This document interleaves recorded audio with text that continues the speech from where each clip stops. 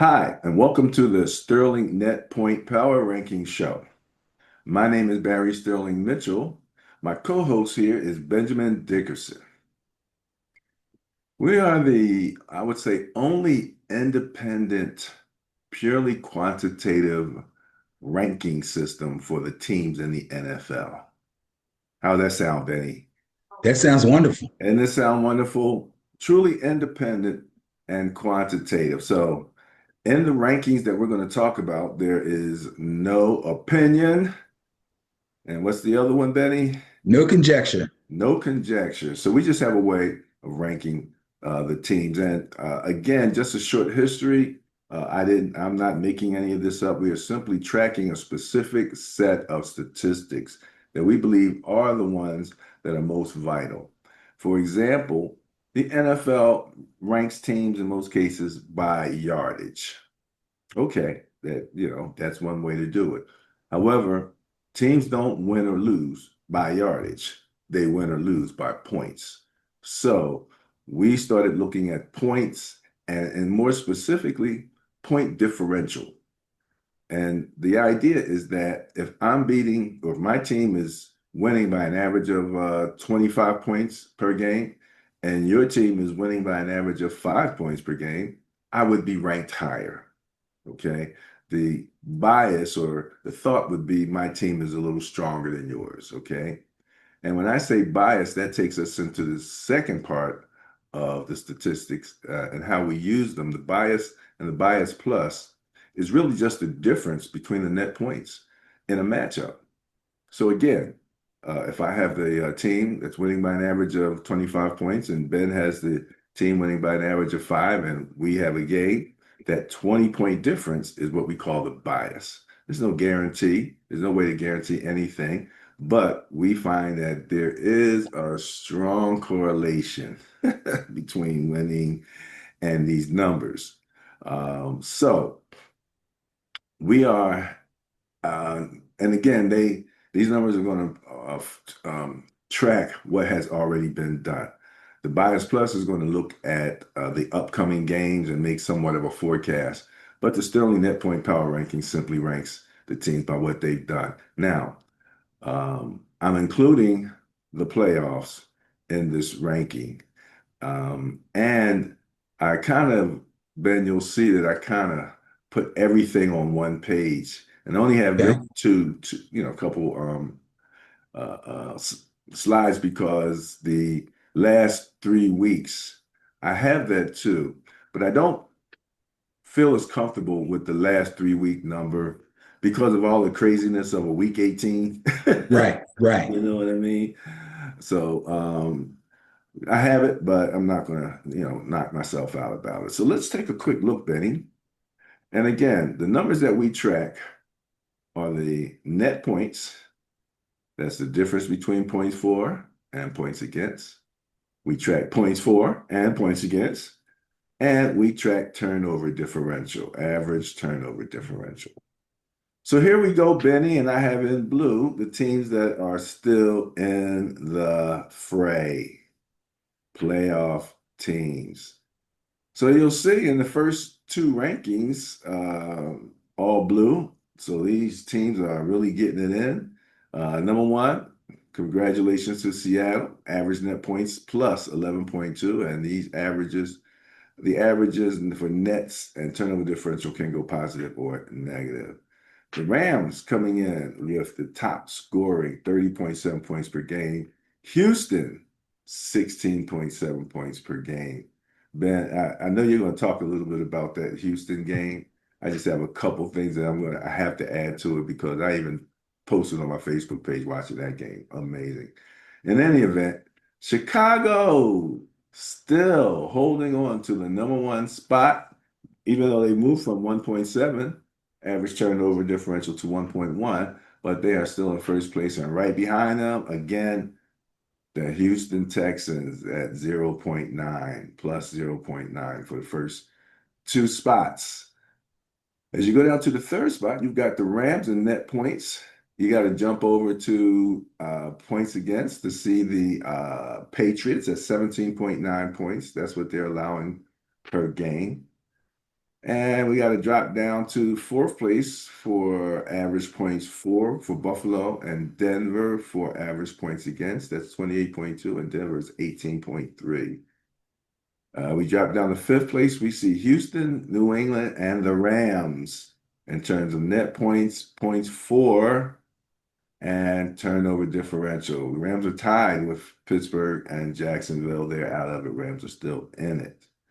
Let's see now. 5, 6, and 7 in net points is Houston, Buffalo, and Denver. That's 7.4, 6.6, and 5.3.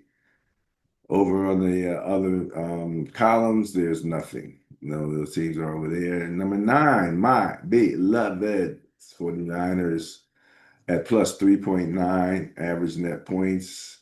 Nothing else in ninth place. 10th place, my Niners coming in and scoring at 25.6 points per game. Rams giving up 20.9 points per game.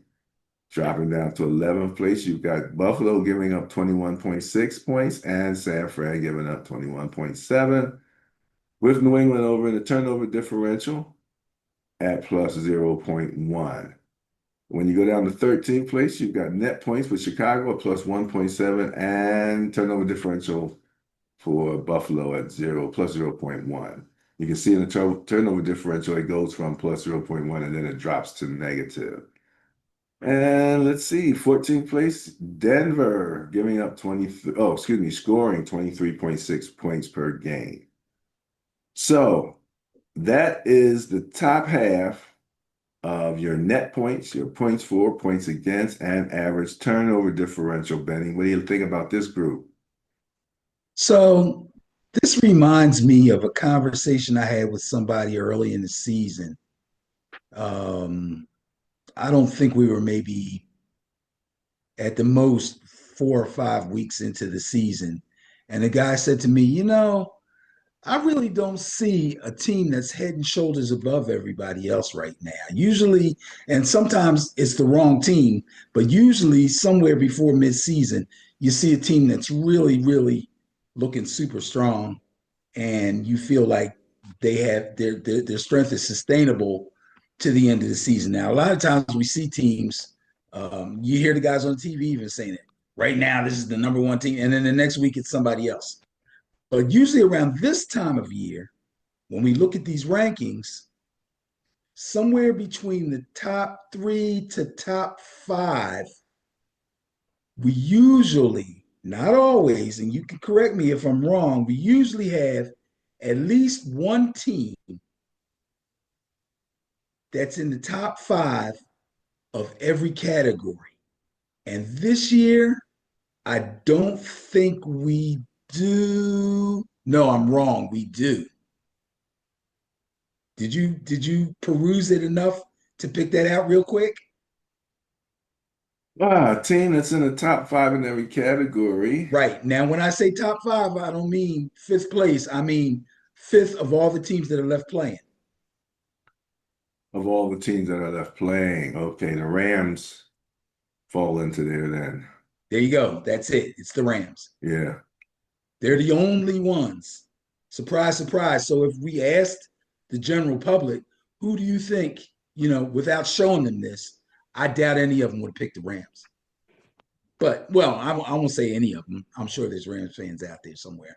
But yeah, that's the one thing that I found interesting. There's no Okay. guarantees. That doesn't mean they're going to win the Super Bowl or anything like that. But doggone it, that's impressive. Okay. Okay. Okay. The Rams, eh? Interesting. Interesting. What is that? Net points 10, 9.7 there, 20.9, 30.7, something like that. Mm-hmm. Okay. All right. Let's take a quick look at the next slide.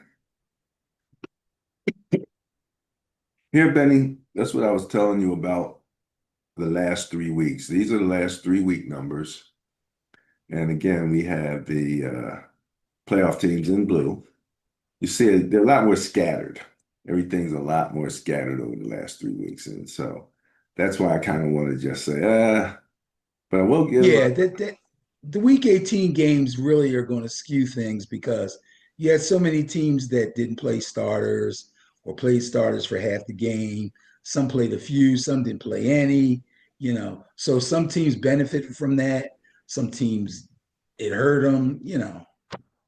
So it really skews the numbers up. I use the word and I repeat it with you. So I just wanted to kind of show it, but I'm not going to hold a lot for it right now. The second half of the season numbers, you will only find Chicago in the average points against 24.6 points per game. No other playoff teams are down in the lower half. And turnover differential, again, a little more scattered. Denver, Seattle, and my beloved Niners down there at minus 0.4. But that's not a big deal, especially for the season. So those are the playoff teams that wound up in the second half, and only Chicago is in one of the major categories. What do you think, Benny? Well, I'm looking at the turnover differential, and yes, the Bears, the Seahawks, and the Niners are all playoff teams and all looked good last week. And well, yeah. Oh well, Seattle didn't play because they had to bye, which is even more impressive. The funny thing is, we're talking about turnover differential, and you go, well, you know, I thought the Denver's defense was really good. Well, they are. Their strength is getting after the quarterback and getting sacks, not takeaways. Seattle, their strength is stopping the run and keeping the points down, not turnovers. And the 49ers' strength is grabbing their nuts and hitting because that's all they got. That's all they got. They they just ball out as best they can and let the chips fall where they may. Well, and again, with the Niners having so many changes in personnel, it's hard to say that the team from week 3 to week 8, that this number represents that team more because there's nobody that's new. Yeah, right. Everybody's new rather. There's nobody that's been there, especially in the linebacking crew. They're all new people. So that's why I say that's not too bad. At least it's not the Jets at minus 1.1. The total opposite of what the Bears are doing here. And lastly, second half for the last 3 weeks. And again, like I said, a little more scattered. You got Denver in the scoring over the last 3 weeks, 19.7 points per game. My Niners over the last 3 weeks, allowing 23.3 points per game. The Rams, 26 points. And Chicago, 29.3 points. Oof, man. Chicago, again, over the last 3 weeks, first place in average turnover differential, or not first place, 17th place, rather. What am I saying? It's top here. Denver, Seattle, and again, the Niners down there in 31st place at 0.4. Same numbers, pretty much, as the season. So there you go, Benny. Sterling net point power rankings. And it's really funny because I watch the TV shows, and when they want to make a point, that's when they pull these numbers out. Yeah. And it's like our people already know these numbers. They already know, who's last, who's first, who's moving up, who's been dropping down. But long story short, 1, 2, 3. This is your top half. This is your playoff squads. And you can see who's doing what, no doubt about it. So any last comments before we move on? No, very interesting. Still up in the air. Okay. Yeah. Still up in the air, no doubt about it. No doubt about it. Oh man, I can't wait for this game Sunday between my Niners and Seattle. As you can see, my Niners are a net point underdog like a champ, boy. So, but that doesn't seem to make much difference to them. So, all right, Benny. This is the Sterling Net Point Power Rankings show. Signing off. You can reach us at www.sterlingnppr.com. Please ring the notification bell and push the subscribe button. and all of that good stuff. And let's see you next week when we will be updating the numbers to include the division playoffs.